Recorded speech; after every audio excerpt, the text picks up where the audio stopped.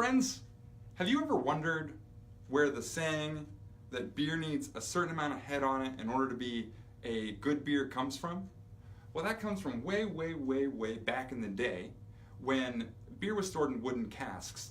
And you could tell the difference between a nice fresh beer and an old stale beer if it made foam when you poured it. And that's because the beers that made foam when you poured them still had CO2 in them. So that's how you could tell by looking at it whether or not it was going to be an old nasty stale beer or a nice fresh beer, foam.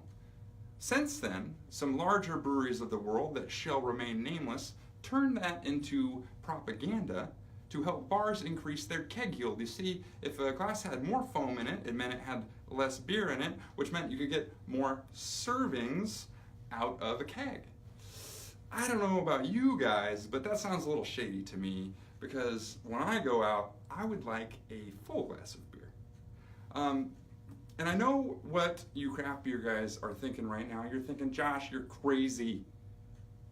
We have to have the foam on the beer. We have to release the CO2. It's all about the flavor. It's all about the aroma coming up with the CO2 up into the person's nose. And I couldn't agree with you more.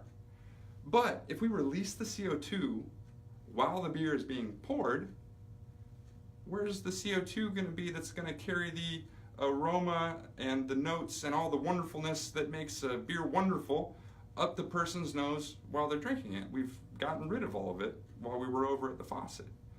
So the best way to handle this is to pour a beer with no foam on it and have a nucleation site in the bottom of our glass. And nucleation site is fancy speak for rough spot where CO2 will build up and then release over the course of the consumption of the beer. Now, a bottoms-up glass has, on the magnet that's in the bottom of every glass, there's a nucleation site on the ring of it. So it will slowly release the CO2 over the course of the consumption of the beer.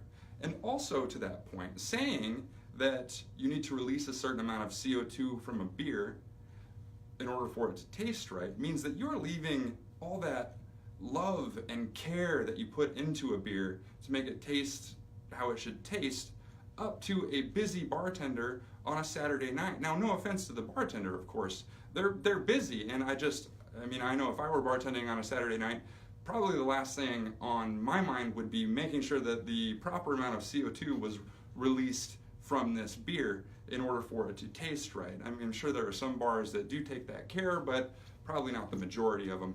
And just the whole idea of that is silly, that you have this one last step that needs to be handled by a myriad of people in order for your beer to taste right.